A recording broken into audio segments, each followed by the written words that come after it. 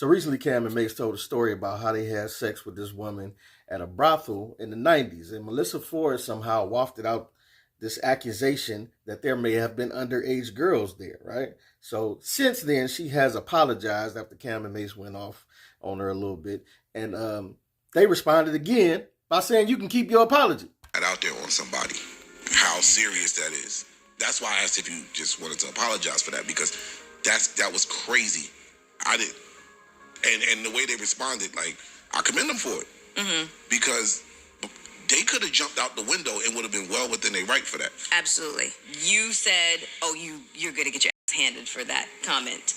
And I said, are you sure that you want that to be there? Because they're going to kill you. This is what I said. No, you didn't, but okay. Well, either way you stood, and your point in that conversation was valid without that. I agree with that as well. It didn't even need it. You're absolutely right. I don't even want to say the phrase walk it back. I'll just say I apologize. I should never have made that insinuation. They're absolutely right. And you're right. I do know they did offer grace. Because they could have said something completely differently, and I appreciate that. So you're absolutely right. I shouldn't have made that insinuation at all. What my original statement was of that I felt like it was, in poor taste considering the environment that we're in right now. Mm-hmm. That's all I could have said and left it at that. Correct. So yes, I do.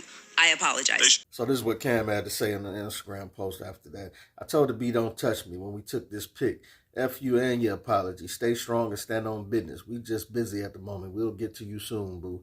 Ain't nothing violent before you accuse us of some more ish. That's inaccurate. And then he did the hashtag ICE and immigration. So Cam is not trying to hear this apology at all. And earlier, Melyssa Ford in the Joe Budden podcast was saying they appreciate them not really going hard on her like that.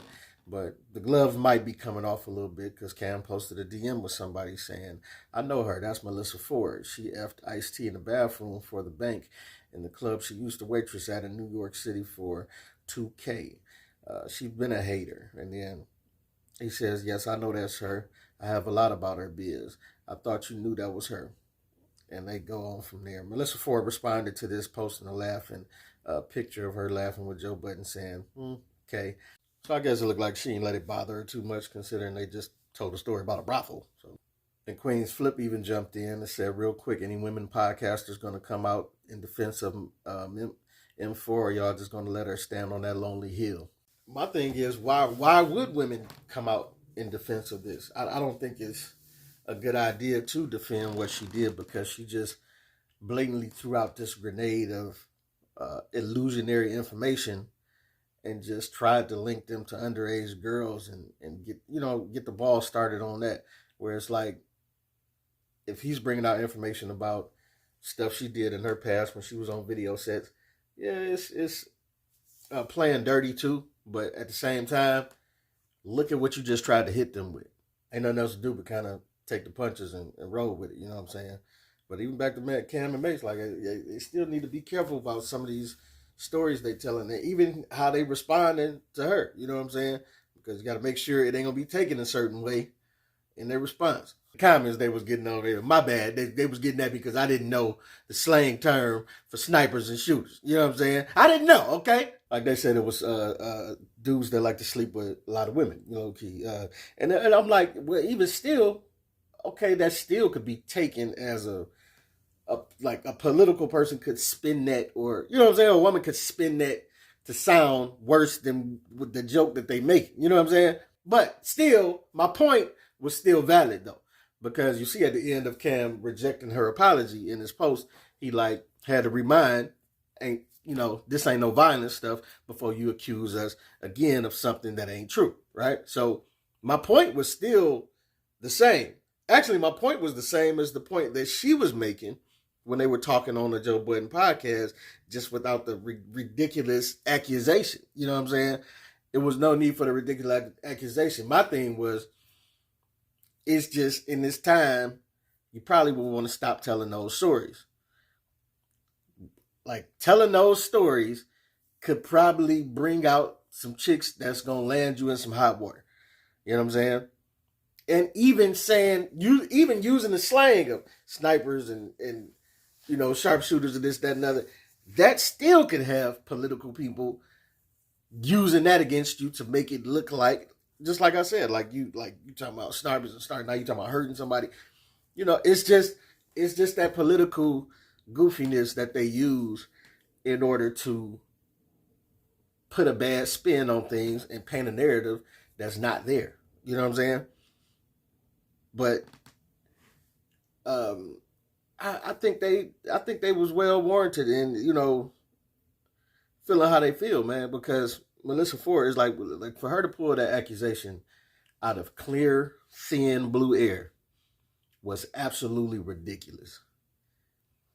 Like, they told a story about consenting adults having sex and going back to the crib, and they had sex at the brothel, then they went back to the crib and had sex at the crib, this, that, and the other. And however you want to paint it, however you feel about that, is got nothing to do with the truth of things. The truth was everybody was consenting adults, and they chose to do that. And my thing is, you don't get to just, because y'all on this feminist woman thing, get to just pull an accusation out of thin air. You know what I'm saying? Because they went on talking, and she like, well, I ain't never been to a brothel, so I don't know how things go. And they like, well, okay, well, why would you, if you don't know, then why would you pull that accusation out of thin air, out from nowhere, and label that with them? That's because y'all don't care about what men have to deal with on the back end of that. Y'all just throw accusations out there until they stick, and then people have to deal with that for the rest of their lives. And so, yeah, I feel them as far as being like, man, whatever for that weak apology, because it didn't really seem like she wanted to apologize. Like, it didn't seem like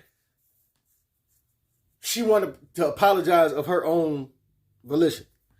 It seemed like she wanted to apologize or it seemed like she decided to apologize because ever since she had made the statement, and then Joe asked her, like, yo, you sure you want to keep this in? Should we clip this out? Because they're going to be on your head for it. No, keep it in. Okay, so you decided to keep it in. Then Ice and them was talking to her, and they were giving her all the reasons why she should apologize, and why it was whack, and why it was reckless to do. And she was hearing them out, but she wasn't, like, they had to convince her.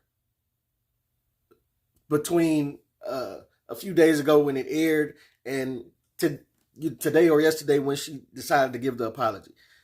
And even as they was talking about it on air, they kind of had to nudge her into saying she apologized. And that's the crazy part about it. And she's had instances like this before. I can't remember the specifics of it, but she's kind of went out the window and said stuff about certain people that was totally false, mixing up people's names or whoever, you know what I'm saying? And she didn't apologize for it. So it's like she has that little whatever, you know what I'm saying? She has that way about her, and I don't like it. I don't like it at all, because I see it like she cute and all of that, and she a good I guess it's good to have a female voice in between. Like, she cute and all that, and it's good to have a female voice mixed in between the men talking and all of that. But that little side of her, that little feminist, like, come out, and it bugs me sometimes, because when it comes out strong like this, and that's I can't rock with it. But I'm just gonna reiterate again, Cam and Mace or anybody else doing podcasts or whatever. Now, like, them type of stories, it's best to kind of leave them in the vault, bro, because all it takes is for a woman to come out later and be like, oh, I was coerced. Oh, I had drugs in my system. Oh, somebody gave me a pill. Oh, I was drunk. It wasn't consensual. I don't remember this and I don't remember that. And it's on and popping. It's to the races with them dragging your name, and you could have been 100% sure that everything was all good with what went down. But if a woman decides to change her story later on, you're gonna have to pay for that. You know what I'm saying? And there's gonna be a lot more coming with that you ain't gonna wanna deal with. So I would just say stay away from them type of stories. Because Mace wasn't going, Cameron wasn't going to tell her. He like, I wish we could talk about the 90s. And Mace was like, go ahead, talk about it.